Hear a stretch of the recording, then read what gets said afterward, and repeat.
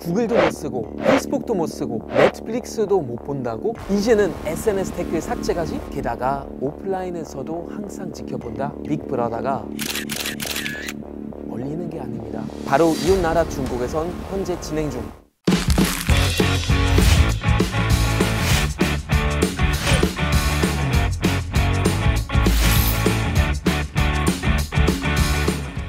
안녕하세요. 와이즈맨 다니엘입니다. SNS에 중국 정부의 코로나 대응을 비판하며 시진핑 주석을 벌거벗은 광대라고 칭한 부동산 재벌 런즈창. 지난 3월 돌연 실종되더니 징역 18년형을 선고받았습니다. 또 벌금도 420만 위안, 한국 돈 7억 2천만 원을 내야 해요. 런즈창은 단순히 부동산 재벌이 아닙니다. 1974년 공산당에 입당해 정부 비판을 꾸준히 해온 인물이죠. 지난 2016년에는 인민의 정부가 당을 위한 정부가 됐다는 글을 SNS에 올렸다가 1년 동안 당원 자격이 박탈되기도 했습니다. 런즈창뿐만이 아니에요. 코로나 유행 초기 SNS로 위험성을 알린 의사 리완량, 되레 공안국에 불려가 잘못된 정보를 퍼뜨렸다는 진술서를 씁니다. 리완량은 지난 2월 마지막까지 환자를 돌보다가 코로나 감염으로 사망했습니다. 이후 그를 추모하는 리완량 의사가 사망했다는 해시태그의 조회수가 6억 7천만 건에 달했죠. 그러나 추모 글은 삭제됐고 관련 글을 올린 위챗 계정들은 줄줄이 폐쇄됐습니다. 유명 인사들 SNS만 검열 대상이 아닙니다. 온라인 게임이나 일반 유저들도 감시를 피해 갈 수 없죠. 코로나로 인기가 부상한 동물의 숲. 게임 안에서 다른 유저들과 함께 대화하고 커뮤니티도 만들 수는 있습니다. 한 이용자가 이 동물의 숲을 공산당 비판과 홍콩 민주화를 지지하는 소통의 장으로 이용했는데요. 한순간에 중국에서 자취를 감추고 말았습니다. 지난 4월부터 중국 내 판매가 전격 금지된 거죠. 지난 6월부터는 중국 국내 이용자들만 접속이 허용됐고 해외 사용자와의 채팅은 금지됐습니다. 심지어 게임 내에서 코로나를 연상케 하는 좀비, 전염병 같은 단어도 사용할 수 없습니다. 중국은 인터넷 검열을 위해 1998년부터 온라인 만리 장성인 만리 방화벽을 구축합니다. 만리 방화벽은 2003년 완성되는데 사회 안정을 이유로 외부에서 들어오는 트래픽을 차단하는 것이 주 목적이에요. 그래서 중국에서는 트위터, 페이스북 이용이 불가능하고 자체 소셜미디어 플랫폼을 써야 해요. 중국 네티즌들은 페이스북 대신 위챗, 트위터 대신 웨이보를 사용합니다. 디지털 시대가 도래하면서 중국 공산당에 위기가 왔다고 생각할 수 있지만 오히려 시진핑과 공산당은 IT 기술을 통제 기회로 활용해요. 制定网络安全法是维护网络安全的这个客观需要。中国是一个网络大国，那么也是呢面临网络安全威胁最严重的国家之一。这个迫切需要建立和完善网络安全的法律制度，提高全社会的网络安全意识和网络安全的这个保护水平。 시진핑은 집권 2기 최대 과제로 로봇공학, 자율주행, 안면인식 등 첨단 산업 성장에 주력하고 있습니다. 중국은 올해만 IT 인프라에 한국 돈 289조를 투입하겠다고 발표했어요. 또 향후 5년간 10조 위안, 한국 돈 1,700조를 풀어 첨단 산업 경쟁력을 높일 계획이죠. 그중 안면인식 기술은 세계 최고 수준을 자랑합니다. 13억 인구의 얼굴을 3초 안에 인식할 수 있도록 하겠다는 목표를 정했어요. 세계 이미지 인식 대회인 이미지넷에서 2015, 2016년 모두 중국 기업인 센스타임이 우승했을 정도죠.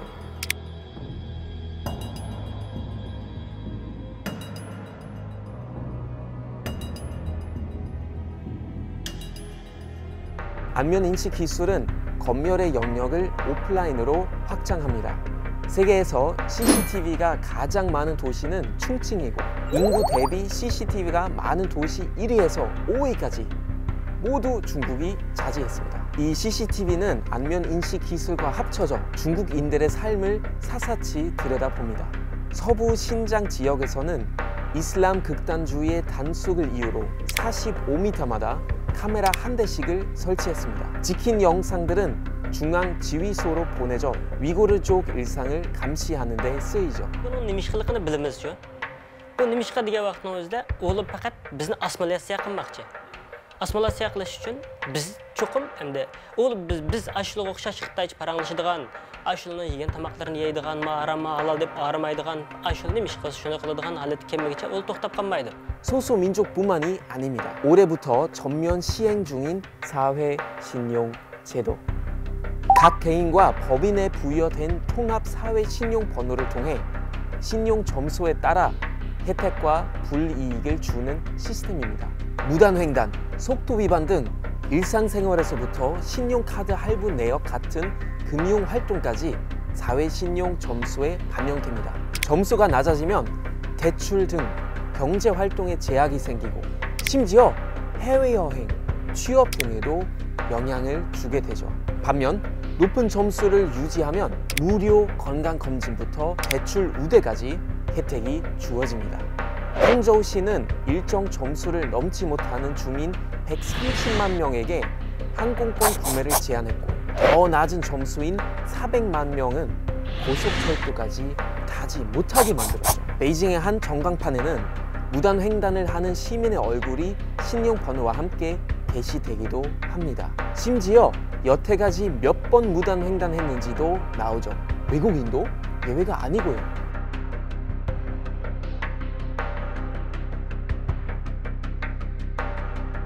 요즘 중국 맞선 자리에서는 사회 신용 점수를 교환하는 게 필수라는 우스갯소리까지 나옵니다. 이렇게 정부가 국민의 일거수일투족을 감시한다면 중국 국민들은 해외 연예인들을 검열합니다. 대표적으로 트와이스의 쯔위 사건. 대만인인 쯔위는 2016년 한 방송에서 대만 국기를 흔들었다고 공개 사과까지 해야 했어요. 최근에는 이효리 씨가 예능에서 아오라는 예명을 쓰겠다고 농담했다가 SNS 테러를 당했죠. 이효리 씨 웨이보 계정에는 댓글 3만 개가 달렸는데 중국 네티즌들은 최고의 영도자인 마오쩌둥을 희화화했다며 인신공격과 악플 세례를 가했습니다. 1990년대에 태어난 주링호, 2000년대에 태어난 링링호, 디지털에 익숙한 세대이자 2013년 시진핑의 애국주의 교육을 받은 세대입니다. 중화민족이란 자부심과 강한 민족성을 보이죠. 이는 맹목적 애국주의를 가진 샤오펀홍을 탄생시켰습니다. 샤오펀홍은 중화주의나 중국을 비판하는 사람들에게 강한 적개심을 보이고 사이버 테러를 서슴지 않은 네티즌들입니다. 시진핑이 중국 인터넷 문화를 바꿨다는 게 괜히 있는 말이 아닌 거죠. 이는 비단 중국에만 국한되지 않습니다. Z세대와 밀레니얼 세대의 트렌드세터인 중국 기업 틱톡, 누적 다운로드 15억 건을 자랑하며 글로벌 기업으로 자리매김했죠. 미국은 틱톡이 이용자들의 개인 정보를 수집해 중국에 넘길 수 있다며 다운로드를 중지하기도 했어요. And so if we can save it, we'll save it. And if we can't, we'll cut it off. But they have preliminary, we'll see what they can do. We have to have total security. That's the only thing very important. We have to have total security. 사실 중국 출신 IT 기업들은 이미 시진핑 정부의 빅브러더 건설에 협력하고 있어요. 알리바바와 텐센트는 중국 금융당국 요청에 따라 신용 시스템의 데이터베이스를 구축했습니다. 중국 정부가 이렇게 광범위한 정보 수집에 근거로 삼는 건 바로 정보법. 정보법은 중국 회사가 어디에 있든 무조건 정보 수집에 협조해야 한다고 규정했어요. 지난 2017년 월스트리트 저널은 시진핑이 새로운 통치 전략으로 디지털 레닌주의를 택했다고 분석했습니다. 디지털 레닌주의는 소수 권력자가 IT 기술과 빅데이터를 이용해 통치 효율성을 높인다는 개념인데요.